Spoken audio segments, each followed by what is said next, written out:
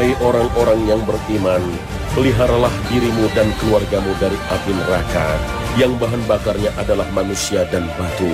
Penjaganya malaikat-malaikat yang kasar, keras dan tidak mendurhakai Allah terhadap apa yang diperintahkannya kepada mereka, dan selalu mengerjakan apa yang diperintahkan. Al-Quran Surah At-Tahrim ayat 6.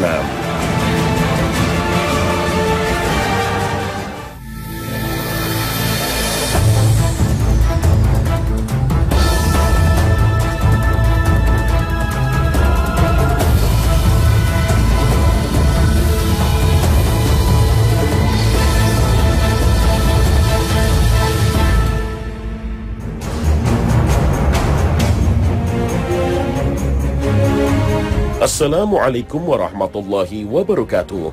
Selamat pagi pemirsa Trans 7. Khazanah Ensiklopedia Islam Dunia pagi ini kembali menyajikan kepada Anda embun-embun ilmu yang terpendam dalam luasnya khazanah Islam.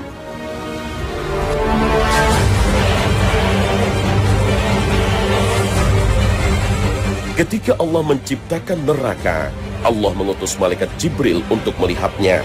Setelah melihatnya, malaikat Jibril yakin bahwa tak seorang pun ingin dimasukkan ke sana. Kemudian di sekelilingnya Allah ciptakan syahwat. Setelah itu Allah kembali memerintahkan malaikat Jibril untuk melihatnya. Dan begitu kembali, malaikat Jibril mengatakan, "Aku khawatir ya Allah, tidak seorang pun selamat darinya." Begitulah neraka, diselubungi dengan syahwat dan hal-hal yang disenangi dan dinikmati manusia. Artinya jika manusia selalu memperturutkan hawa nafsunya tanpa peduli halal dan haram, maka dapat dipastikan bahwa ia akan menjadi calon penghuni neraka. Sehingga jika dibuat perbandingan manusia yang masuk surga dan masuk neraka, maka pantaslah jika banyak yang menjadi penghuni neraka. Nabi SAW mengabarkan perbandingannya bahkan sampai 1:1000. Artinya dalam 1000 orang, 1 masuk surga, 999 sisanya masuk neraka. Imam Bukhari meriwayatkan dari Abu Sa'id bahwa Rasulullah SAW bersabda, Allah Subhanahu wa Ta'ala berfirman kepada Adam, "Wahai Adam," Adam menjawab, "Aku mendengar panggilanmu. Aku patuh kepada perintah-perintahmu dan semua kebaikan ada di tanganmu." Kemudian Allah Ta'ala memerintahkan Adam, "Sisihkan para penghuni neraka." Adam bertanya, "Berapa banyaknya para penghuni neraka?" Allah Subhanahu wa Ta'ala berfirman, "Dari setiap 1000 orang, ambil 999 orang." Pada saat itu rambut anak-anak berubah menjadi uban, dan setiap wanita hamil akan keguguran secara spontan, dan engkau akan melihat orang-orang seolah-olah mabuk, padahal mereka tidak mabuk, tetapi azab Allah sangat pedih. Hadis riwayat Bukhari.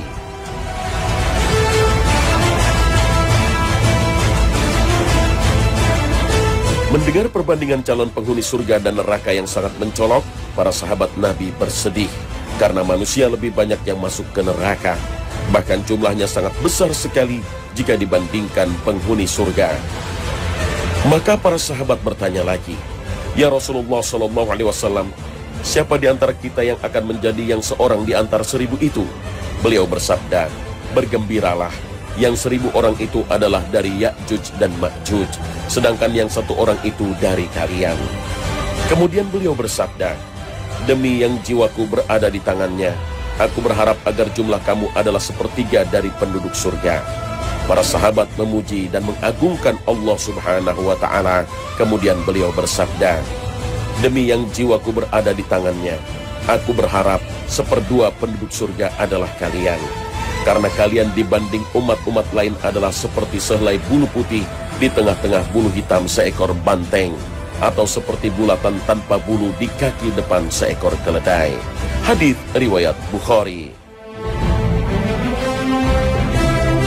Jawaban Nabi SAW ini sangat menggembirakan para sahabat. Apalagi setelah mengetahui bahwa separuh penghuni surga dari seluruh umat manusia itu adalah umat Muhammad SAW. Jika para penghuni surga memasuki surga dengan postur tubuh sama dengan Nabi Adam AS, setinggi 60 hasta atau sekitar 30 meter, maka para penghuni neraka memasuki neraka dan tinggal di dalamnya dengan postur tubuh yang lebih besar lagi. Bukan lagi hitungan meter, tapi hitungan kilometer. Inilah yang dikabarkan Nabi SAW dalam sabdanya. Jarak antara dua ujung pundak orang kafir di dalam neraka sejauh perjalanan 3 hari yang ditempuh penunggang kuda yang larinya cepat. Hadis riwayat Bukhari dan Muslim. Menurut perhitungan modern, perjalanan kuda dengan cepat sehari bisa menempuh perjalanan sekitar 45 km. Jika jarak kedua pundak orang kafir di neraka disebut Nabi sama dengan perjalanan 3 hari penunggang kuda tercepat, maka 45 kali 3 sama dengan 135 km.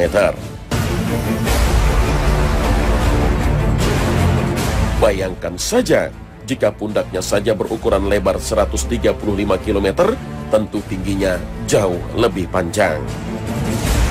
Tentu ini ukuran yang tidak lumrah.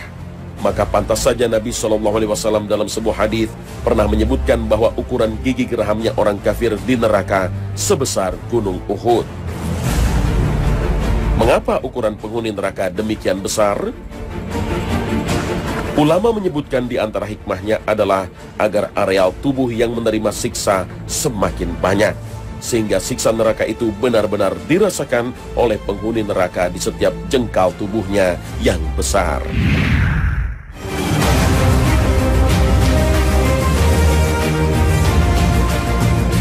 Pemirsa Khazanah, dari ukuran tubuh para penghuni neraka yang mencapai ratusan kilometer, padahal jumlah penghuni neraka lebih banyak daripada penghuni surga, maka kita bisa membayangkan betapa luasnya neraka, tempat yang disediakan bagi para penghuninya.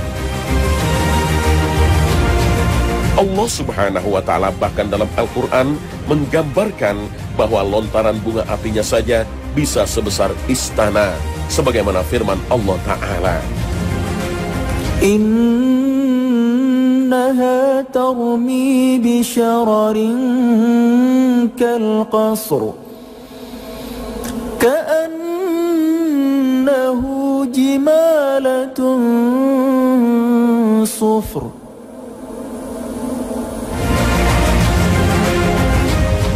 Sesungguhnya neraka itu melontarkan api sebesar dan setinggi istana, seolah-olah ia iringan unta yang kuning.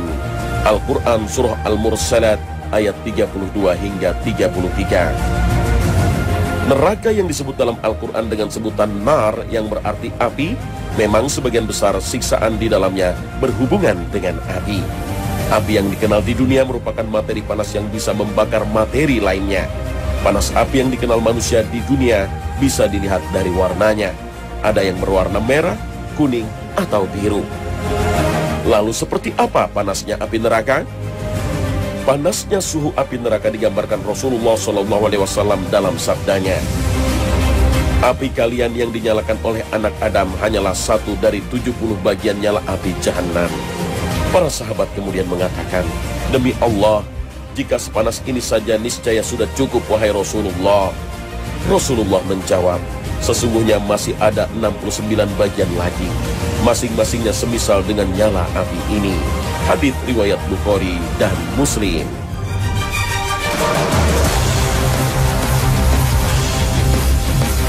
Dengan demikian, sepanas-panasnya api di dunia hanyalah 1/70 dari panasnya api di neraka. Atau api di neraka 6.900% lebih panas dari api yang ada di dunia. Jika api di dunia yang paling panas hanya sampai berwarna putih, maka api di neraka terus-menerus dipanaskan hingga menjadi hitam. Warna hitam merupakan puncak panasnya api. Proses pembakarannya pun memerlukan waktu yang sangat panjang hingga warna api menjadi hitam.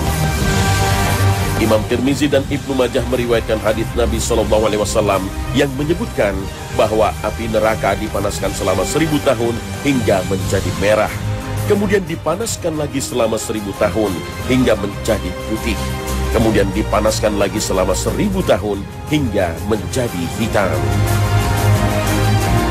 Jika demikian, tak terbayangkan panasnya api neraka. Karena panasnya api di dunia tak pernah mencapai warna hitam. Kedahsyatan panasnya api neraka bahkan berpengaruh pada suhu panas di dunia. Inilah yang dikabarkan Nabi SAW dalam sabdanya. Api neraka mengadu kepada Rabb-Nya. Ia berkata, "Ya Rabb, sebagian kami memakan sebagian yang lain." Maka dia memberikan izin kepadanya dengan 2 napas.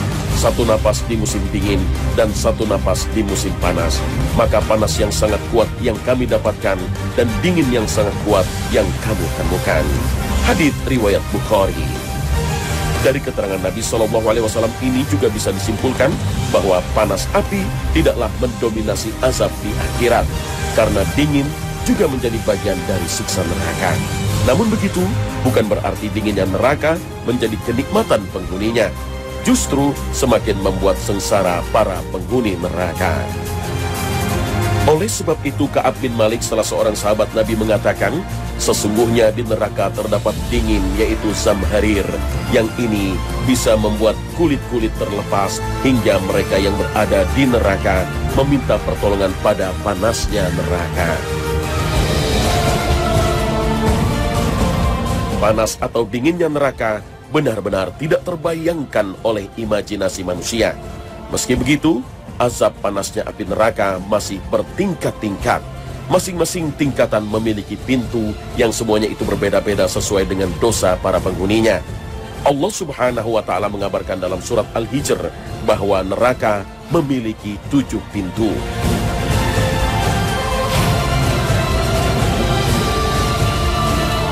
Jahannam itu mempunyai 7 pintu. Tiap-tiap pintu telah ditetapkan untuk golongan tertentu dari mereka. Al-Quran Surah Al-Hijr ayat 44. Namun Al-Quran tidak merinci nama-nama pintu neraka. Demikian pula Nabi SAW. Akan tetapi ada beberapa keterangan dari para sahabat yang menyebut nama-nama pintu neraka. Itu pun diambil dari nama yang disebutkan dalam Al-Quran. Lalu seperti apa tingkatan neraka itu? Ali bin Abi Thalib radhiyallahu anhu mengatakan, "Tahukah kalian seperti apa pintu-pintu neraka?" Mereka menjawab, "Seperti pintu-pintu kita ini." Ali menjelaskan, "Tidak, ia seperti ini," sambil meletakkan satu tangan di atas tangannya yang lain. Yang paling bawah adalah Jahannam, kemudian Hutamah, kemudian Saqar, setelahnya ada Jahim, Laza, Sa'ir, dan Hawiyah. Setiap pintu panasnya 70 kali lipat dari pintu sebelumnya. Nama-nama neraka ini memang disebutkan dalam Al-Quran, akan tetapi tidak ada keterangan lebih rinci. Apakah itu nama pintu-pintu neraka, atau nama-nama tingkatannya, atau nama berdasarkan karakter siksaannya? Wallahu a'lam.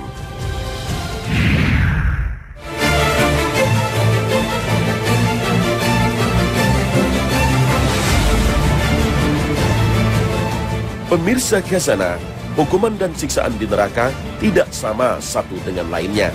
Sebagaimana tingkatan neraka, siksaan di neraka pun bertingkat-tingkat sesuai amal perbuatan di dunia. Imam Muslim meriwayatkan hadis Rasulullah SAW yang menjelaskan bahwa penghuni neraka ada yang dibakar api sampai 2 mata kakinya, ada yang sampai lututnya, ada yang sampai pusarnya, dan ada yang sampai tulang belikatnya. Meski demikian, tetap saja panas api neraka sungguh tak terkira, bahkan yang paling ringan sekalipun. Rasulullah SAW bersabda, penduduk neraka yang paling ringan siksanya adalah seseorang diletakkan bara api di bawah telapak kakinya, kemudian kepalanya mendidih. Hadits riwayat Muslim. Salah satu orang yang diberitakan Rasulullah SAW akan mendapatkan siksa neraka yang ringan ini adalah paman beliau, Abu Thalib. Sosok yang selalu melindungi dakwah Islam, namun hingga akhir hayatnya tak pernah memeluk Islam.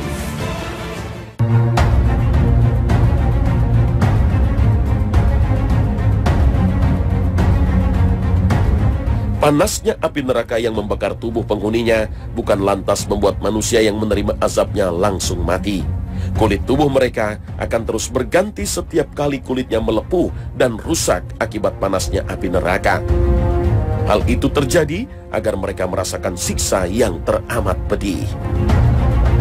Sesungguhnya orang-orang yang kafir terhadap ayat-ayat kami, kelak kami akan masukkan mereka ke dalam neraka.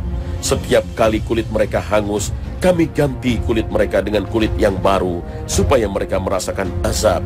Sesungguhnya Allah Maha Perkasa, lagi Maha Bijaksana. Tidak hanya kulit, seluruh bagian tubuh penduduk neraka mengalami siksaan yang hebat. Tapi ada satu bagian yang berulang kali disebut di dalam Al-Quran, yaitu wajah. Wajah yang merupakan bagian tubuh paling dijaga dan dimuliakan manusia, siksa neraka akan menghinakannya. Wajah mereka dibolak-balikan.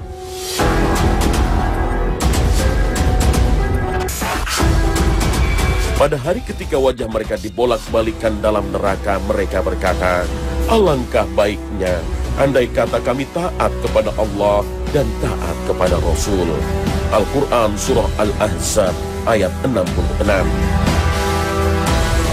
Mereka diseret dengan wajahnya menghadap ke bawah dalam keadaan terbelenggu dengan rantai yang dipasang di wajah mereka. Tidak saja rasa sakit fisik yang diterima, tapi juga sebuah kehinaan yang serendah-rendahnya. Kengerian ini Allah ceritakan dalam firman-Nya. Sesungguhnya orang-orang yang berdosa berada dalam kesesatan di dunia dan dalam neraka. Ingatlah pada hari mereka diseret ke neraka di atas muka mereka. Dikatakan kepada mereka, rasakanlah sentuhan api neraka. Al-Quran Surah Al-Qamar ayat 47 hingga 48.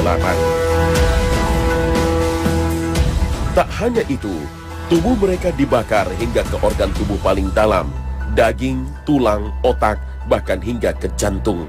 Semuanya habis dibakar oleh api neraka yang sangat panas. Salah satu yang merasakan siksa ini adalah para pengumpat dan pencela, dan mereka yang hanya sibuk menghitung-hitung harta dan memikirkan dunia. Allah Ta'ala berfirman, sekali-kali tidak, sesungguhnya ia benar-benar akan dilemparkan ke dalam hutamah. Dan tahukah kamu apa hutamah itu? Yaitu api yang disediakan Allah yang dinyalakan, yang membakar sampai ke jantung. Al-Quran Surah Al-Humazah ayat 4 hingga 7. Api hutamah membakar hingga ke jantungnya. Kemudian Allah menciptakan tubuh yang baru. Selama prosesi itu mereka tetap hidup, sehingga betul-betul merasakan sakit yang tak terhingga. Ada penghuni neraka yang isi perutnya keluar. Dalam keadaan menyedihkan seperti itu, mereka berjalan berputar-putar sambil menyeret-nyeret isi perutnya. Inilah azab yang telah dirasakan oleh orang-orang yang tidak sesuai antara perkataan dan perbuatan. Menyuruh orang berbuat baik, tapi ia tidak melakukan. Melarang orang berbuat munkar, tapi malah ia yang melakukannya. Hal ini diceritakan oleh Nabi SAW dalam sabdanya, seseorang akan ditarik dan dilemparkan ke dalam neraka pada hari kiamat nanti. Kemudian semua isi perutnya akan keluar dan terburai di dalam neraka.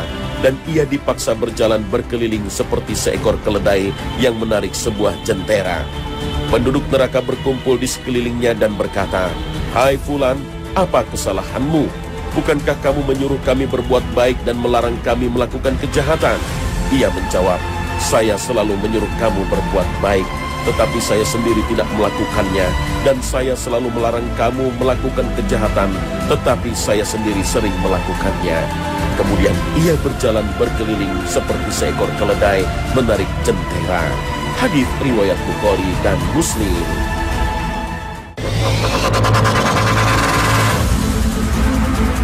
Sungguh siksaan yang tak bisa dibayangkan kedahsyatannya. Bagi orang-orang mukmin, sekalipun mendapatkan siksaan, namun semua itu ada akhirnya. Jika telah terbalaskan dosa-dosanya di dunia, maka mereka akan diangkat dan masuk surga. Namun bagi orang-orang kafir, berbagai jenis siksaan yang mendera mereka terus-menerus, tidak akan putus, dan mereka kekal dalam kondisi mengenaskan.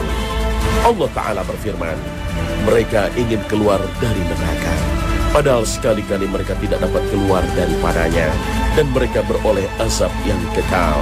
Al-Quran Surah Al-Ma'idah ayat 38. Di neraka itu, alaiha malaikatun ghiladun syidad. Neraka itu dijaga oleh malaikat yang kasar, yang galak. La ya'sunallaha ma amarahum wa yaf'aluna ma yu'marun. Malaikat itu tidak pernah maksiat kepada Allah, tidak pernah durhaka kepada Allah, dan mereka tidak bisa dibujuk, mereka tidak bisa disuap. Tidak ada tempat yang paling buruk bagi manusia di akhirat nanti kecuali azab neraka. Inna jahannama kanat mirsada. Neraka itu, jahanam itu ada pengintai. Littaghina ma'aba. Untuk siapa neraka itu? Littaghina ma'aba. Bagi orang-orang yang melewati batas dalam hidupnya. Demi kekuasaan dia menghalalkan segala cara. Demi harta dia menghalalkan segala cara. Littaghina ma'aba. Neraka itu disediakan bagi orang-orang yang melewati batas-batas Allah, yang melewati aturan-aturan Allah. Labithina fiha ahqoba.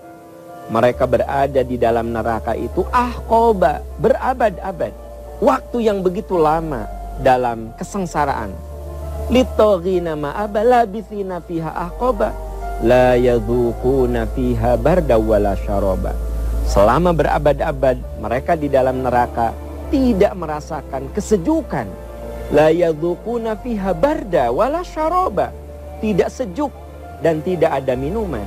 Illa hamima wa ghasaqa. Kecuali api yang sangat panas, kecuali air yang sangat mendidih.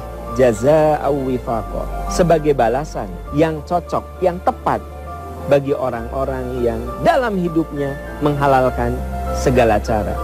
Innahum la yarjuna hisaba. Karena mereka tidak pernah yakin akan adanya hari penghisaban. Pemirsa, orang-orang yang tidak yakin akan adanya hari akhirat, orang-orang yang tidak yakin akan adanya penghisaban, orang-orang yang tidak yakin bahwa seluruh ucapan dan perilakunya itu direkam, dicatat secara detail, maka itu salah satu ciri orang yang akan memasuki neraka. Oleh sebab itu, ada doa yang harus selalu kita panjatkan.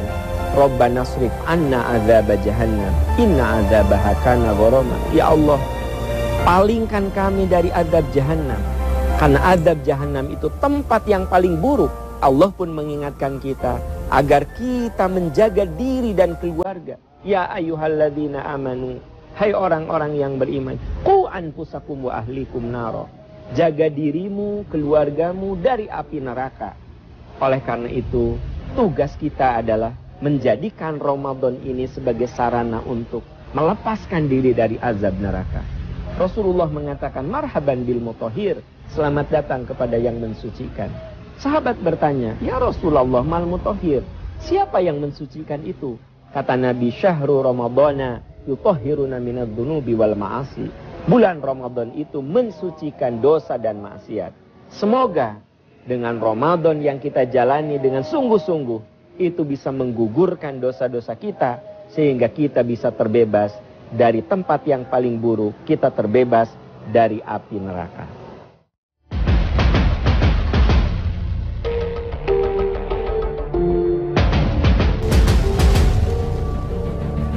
Inilah tempat mengerikan yang menjadi tempat tujuan dari akhir perjalanan orang-orang kafir dan pendosa. Itu sebabnya Rasul Shallallahu Alaihi Wasallam mengajarkan umatnya agar terhindar dari api neraka. Salah satunya dengan cara berdoa agar terhindar dari neraka yang mengerikan. Rasul Shallallahu Alaihi Wasallam bersabda, tidaklah seorang muslim berdoa meminta surga dari Allah sebanyak 3 kali, melainkan surga akan berkata, ya Allah, masukkanlah ia ke dalam surga. Dan tidaklah seorang muslim memohon perlindungan kepada Allah dari neraka, melainkan neraka akan berkata, ya Allah, selamatkanlah ia dariku.